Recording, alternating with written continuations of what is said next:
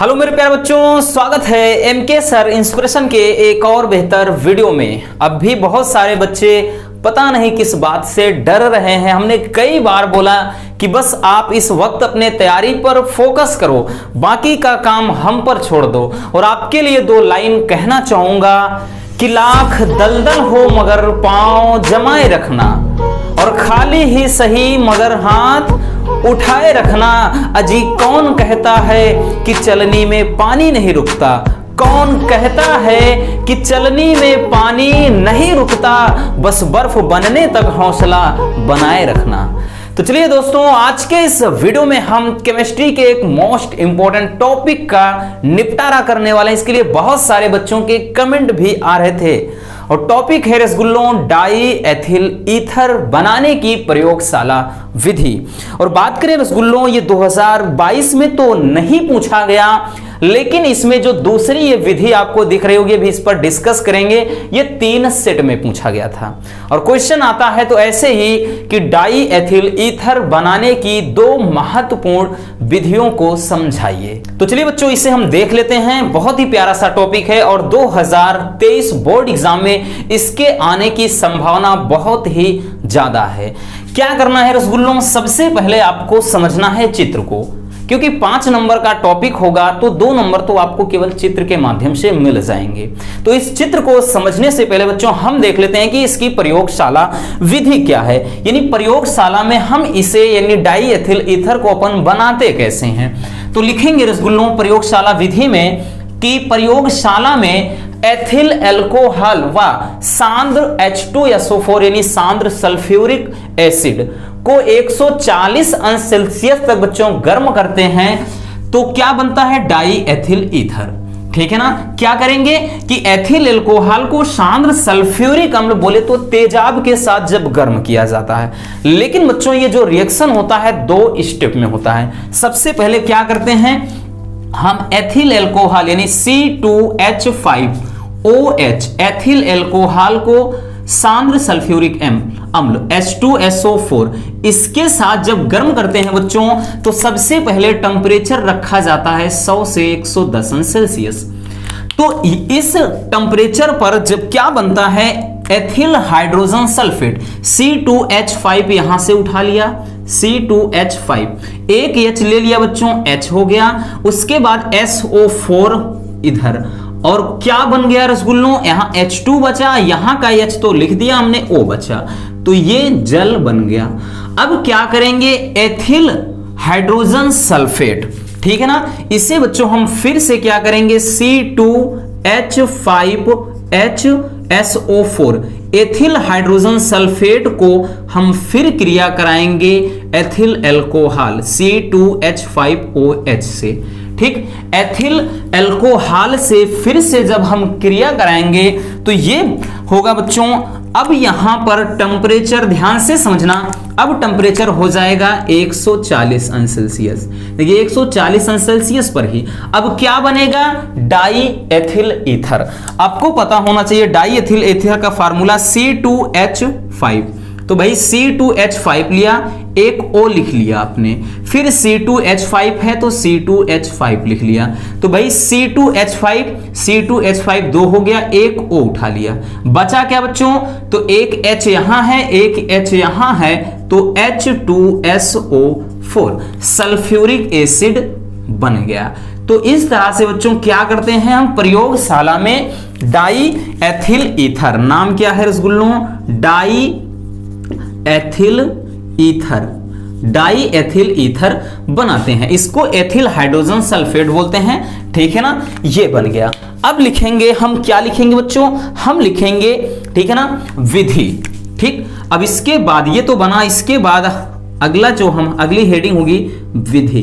ठीक ना, यहां पर 1 मिनट, यहां पर थोड़ा गलत लिख दिया, यहां पर C2H5OH है ना, क्योंकि इससे ये बनाते हैं बच्चों, फिर इसमें C2H5OH मिलाते हैं। ठीक, तो यहां पर अब विधि में हम लिखेंगे, ध्यान से सुनना बच्चों, विधि हम अभी साइड में लगा दे रहे हैं, पहले आप सुन लीजिए। विधि में क्या लिखेंगे कि सर्वप्रथम फिगर पर आपका फोकस होना चाहिए रसगुल्लों, इस बात को अपने दिमाग में अच्छे से स्टोर कर लो। सर्वप्रथम क्या करते हैं कि एथिल अल्कोहल बोले तो C2H5OH और सांद्र सल्फ्यूरिक अम्ल यानी H2SO4, इसको क्या करते हैं बच्चों 2:1 में ले करके, ठीक है ना, 2:1 में ले करके इसे एक गोल पेंदी के फ्लास्क में इकट्ठा कर लेते हैं, ठीक है ना। यानी इसके मिश्रण को ठीक क्या करते हैं एक गोल पेंदी के फ्लास्क में रख दिया जाता है। फिर क्या करते हैं एक बर्नर की सहायता से इसे गर्म करते हैं और इसे रखा जाता है एक बालू ऊष्मक पर, यानी एक लेयर बालू की होती है और बालू इसको क्या है बहुत ही ज्यादा ऊष्मा देता है। भाई बालू गर्म हो जाएगी तो ये पूरा गर्म हो जाएगा। फिर इसके बाद क्या होता है जब बर्नर की सहायता से इसे गर्म करते हैं बच्चों तो इससे इसमें बनता है ये क्या कहते हैं ईथर बनता है। अब ईथर जो होता है इसे जब प्रवाहित करते हैं तो यहां पर संघनित्र लगा है और ये क्या करता है इसमें यहां पर पानी ठंडे पानी को प्रवाहित करते हैं और एक है निकास नली, इससे पानी निकलता रहता है। इस प्रकार जो यहां से ईथर बनता है बच्चों इसे एक ग्राही पात्र में इकट्ठा कर लिया जाता है। बहुत कुछ नहीं लिखना है, क्या लिखेंगे ध्यान से सुनिए कि सर्वप्रथम एथिल अल्कोहल व सांद्र सल्फ्यूरिक अम्ल के मिश्रण को 2:1 के अनुपात में लेकर के एक गोल पेंदी के फ्लास्क में क्या करते हैं एक बर्नर की सहायता से गर्म करते हैं जिससे ईथर प्राप्त होती है और इस ईथर को क्या संघनित्र में प्रवाहित करते हुए एक ग्राही पात्र में इकट्ठा कर लिया जाता है और यहां पर द्रव ईथर है, ठीक। हालांकि बच्चों ये जो ईथर बनता है इसमें कुछ अशुद्धियां होती हैं, उसको क्या करते हैं कास्टिक सोडा के माध्यम से दूर कर दिया जाता है। लेकिन आपको विधि में बस इतना लिखना है, बस विधि हो गई। हम साइड में लगा दे रहे हैं, आप उसको क्या करिए अच्छे से लिख लेना या आप अच्छे से तैयार कर लो, बहुत ज्यादा कठिन थोड़ी ना है। तो इस तरह से बच्चों क्या बन जाएगा आपका ईथर बन जाएगा। ये तो रही प्रयोगशाला विधि। चलिए अब हम देख लेते हैं कि विलियमसन संश्लेषण द्वारा इसे कैसे बनाते हैं, ठीक। अब की बार जो अगर हम बात करें 22 में पूछा था बच्चों कि इस विलियमसन संश्लेषण है क्या, और 3 सेट में। तो विलियमसन संश्लेषण क्या है उसको समझिए। विलियमसन संश्लेषण में होता क्या है बच्चों कि एल्किल हाइलाइड की अभिक्रिया सोडियम एल्काक्साइड से कराने पर ईथर प्राप्त होता है। तो चलिए इसको हम देख लेते हैं क्या कह रहा है। एल्किल हाइलाइड, एल्किल बोले तो R, हाइलाइड बोले तो X, RX की क्रिया किससे कराएंगे सोडियम एल्काक्साइड, तो NaO उसके बाद एल्काक्साइड, ठीक है ना, हाँ सही है NaOR, ठीक। इसको सोडियम और ये क्या है एल्किल ग्रुप है, इसमें O जोड़ देंगे तो एल्काक्साइड हो जाएगा। ये रिएक्शन जब होगा बच्चों तो क्या बनेगा, कह रहा है कि ईथर, देखिए एक R यहां पर है, एक R यहां पर है, तो भाई साहब R और उसके बाद बीच में O हो गया बच्चों, और ये क्या है R यहां पर, और क्या बना प्लस में यहां Na है यहां पर X है, तो ये बन गया NaX। अब इसी पर हम एक एग्जांपल रख करके चेक कर लेते हैं। ये जो कह रहा है विलियमसन संश्लेषण आपने लिखा, ठीक है ना, तो ये ईथर ही तो बना है, ऐसे नहीं समझ में आता तो इस पर कोई एग्जांपल। एल्किल का मतलब बच्चों ethyl, methyl, propyl, butyl, pentyl कुछ भी लिख दो, ठीक है ना। तो यहां पर हमने C2H5, ठीक है ना, थोड़ा इधर से लिख देते हैं बच्चों तो ज्यादा आसान हो जाएगा। चलिए जैसे यहां पर हम रख देते हैं बच्चों C2H5 और X है, X मतलब क्या है हैलोजन परिवार का तत्व, जैसे क्लोरीन, फ्लोरीन, ब्रोमीन, आयोडीन, तो यहां पर हम Cl रख दिए, ठीक, प्लस फिर Na रख दिया बच्चों, उसके बाद OR की जगह पर फिर C2H5, ठीक। हम क्या रख रहे हैं एथिल रख रहे हैं। यहां पर जब आप रिएक्शन कराएंगे C2H5 तो C2H5 है, एक O यहां पर है, C2H5 ये यहां पर है बच्चों। अब इसके बाद बचा क्या, यहां पर Na बचा, यहां पर Cl, तो NaCl यानी साल्ट बन गया। तो यही तो है ना, यही क्या है डाई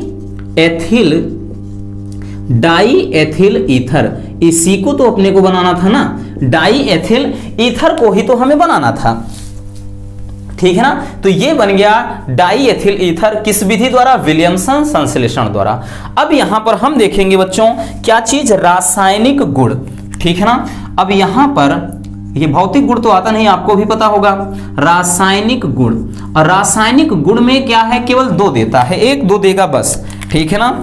तो रासायनिक गुण में सबसे पहले हम लिखेंगे बच्चों, ठीक, पहला लिखेंगे कि HI से क्रिया, HI से क्रिया, यही देखिए हाइड्रोजन आयोडाइड से ही क्रिया पूछता है। और उसके बाद एक पूछता है, क्या कहते हैं इसमें, एसिटिल क्लोराइड से, ठीक है ना। चलिए तो यहां पर क्या करेंगे, इसकी क्रिया करा देते हैं, ठीक। किसकी क्रिया कराएंगे भाई? पढ़ रहे हैं ईथर के बारे में, तो डाई एथिल ईथर की क्रिया कराएंगे, है ना। तो यहां पर लिखेंगे बच्चों C2H5O C2H5 die ethyl ether हो गया। इसकी रिएक्शन हम करा देते हैं HI से।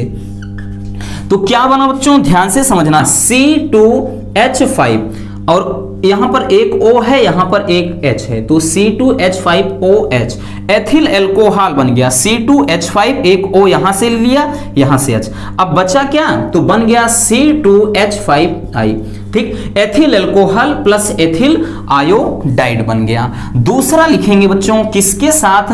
दूसरा लिखेंगे CH3COCl एसिटिल क्लोराइड से, एसिटिल क्लोराइड से क्रिया करा देते हैं।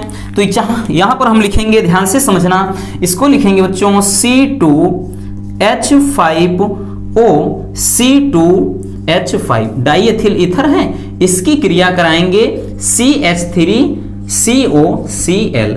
इसकी जब रिएक्शन कराएंगे, ध्यान से समझना क्या बनेगा बच्चों, बहुत ही केयरफुली इस बात को समझना। तो ये बनेगा एथिल एसीटेट। अब देखिए C, यहां पे ध्यान से समझना बच्चों, CH3COO CH3C और एक O यहां पर है, एक O यहां का, तो CH3COO इसको पढ़ते हैं एसीटेट। अब C2H5 ले लिया रसगुल्लों, तो C2H5 एथिल, नाम बन गया ethyl acetate, ethyl acetate plus, और क्या बन जाएगा? बचा क्या है? C2H5 और केवल यहां पर बचा है Cl, तो C2H5Cl क्या बना? Ethyl chloride. तो बन गया एथिल एसीटेट और एथिल क्लोराइड। तो ये रहा बच्चों पूरा डाई एथिल ईथर की प्रयोगशाला विधि, और दूसरी विधि विलियमसन संश्लेषण, और साथ ही इसके रासायनिक गुण। तो बस एक यही इतना इसमें लिखना था बच्चों, एक बहुत ही प्यारा सा टॉपिक था। आई होप कि ये बहुत ही सिंपल तरीके से आपको समझ में आ गया होगा।